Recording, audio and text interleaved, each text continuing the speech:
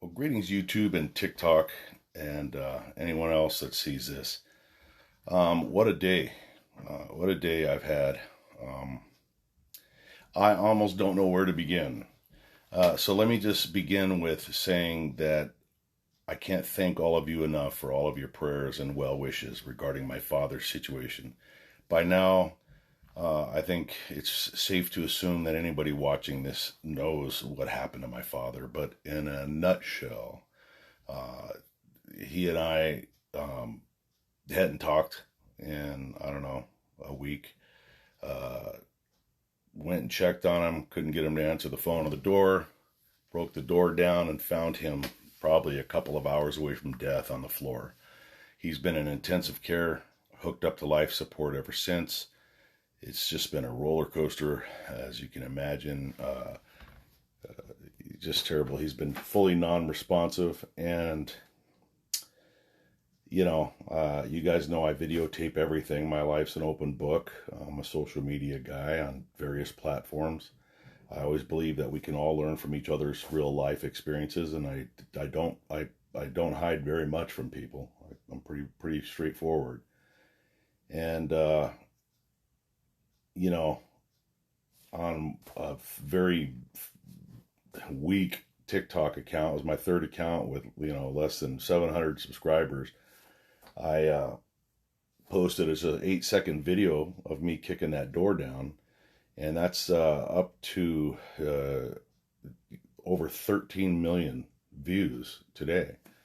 The reason I say that is because a lot of subscribers here on this YouTube channel came over as a result of finding that video on TikTok. That video has generated an awful lot of discussion.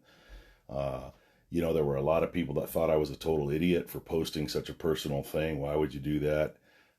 There were people that came to my defense, caregivers and elderly caregivers, people that work with old folks and hospice workers and end-of-life care people and firemen or I'm sorry, firefighters, paramedics, and first responders and people whose parents had been in the same situation or found their grandparents. I mean, it has caused such a discussion that in the end, we're not at the end yet, but I actually don't regret at all posting it because, the old story, if you can get one person to go check on somebody as a result of this, whether I screwed up or not, it's all worth it. And, people are like, well, how would your dad feel about it?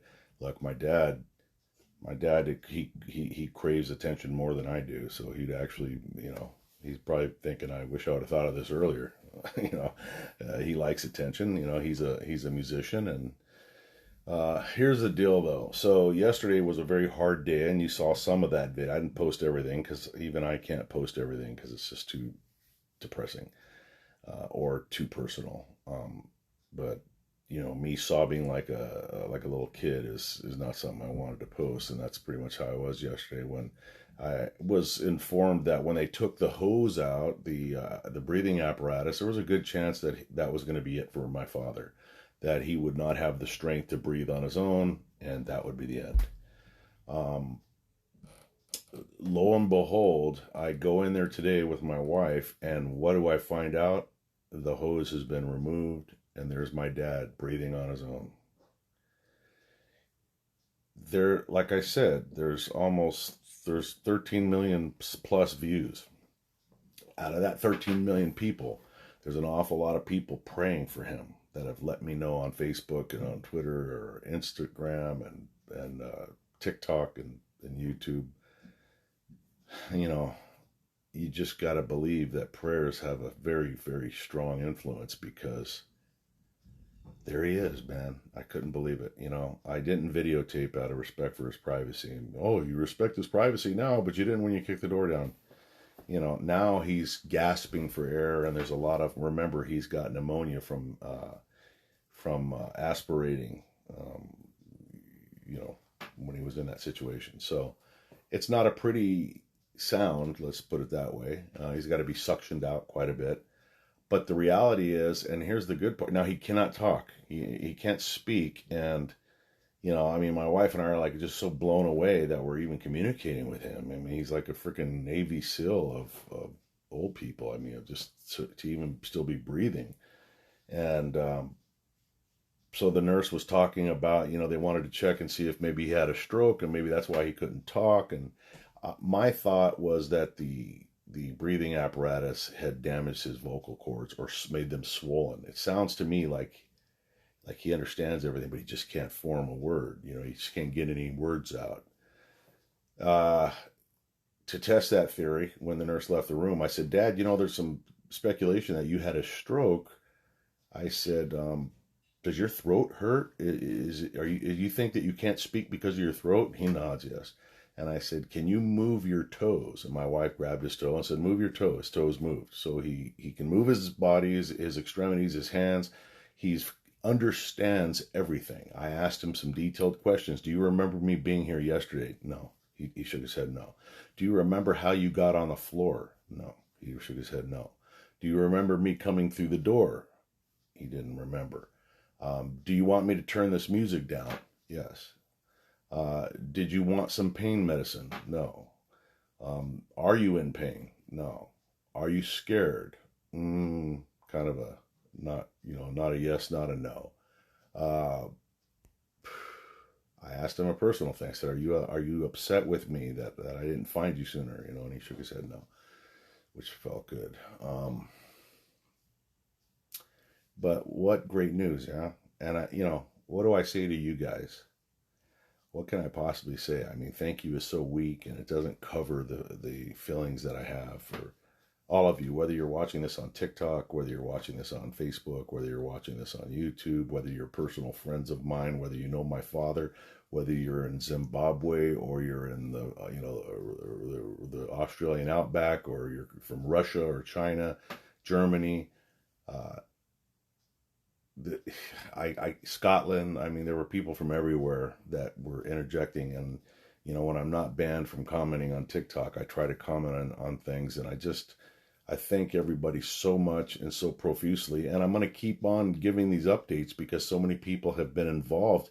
I admittedly drug you into our life, and I did that on purpose because I want you to learn from it, and at the very minimum, it's a human interest story, you know. But there's many facets to what has happened here, and there's many opportunities to learn, whether it's just morbid curiosity about some guy and his dad, or you're into the whole jazz musician thing, which my father is an unbelievable jazz musician. Whether you're into geriatric care, elderly care, whether you're just into human interest stories or just real life stuff. I'm just real happy that you're watching and that you're part of this whole thing, and we'll bring you through it, because what happens next, man, I don't know. I can tell you he's got an unbelievable, I obviously haven't seen it, but the nurse was telling me it's just a terrible pressure sore on his butt, and it's so bad that it's there's a word for it. Can't remember the word, but basically it essentially means that they don't know how bad it is, so they're just kind of leaving it alone, putting medicine on it, topical things, but they don't know how deep it goes. And that's indicative of somebody that was laying on the same spot for an awful long time. So I don't know what that, what this means in terms of what happens next. I do know that he's not going to be living on his own again. I'll make sure of that. So I need to start researching options. Yeah.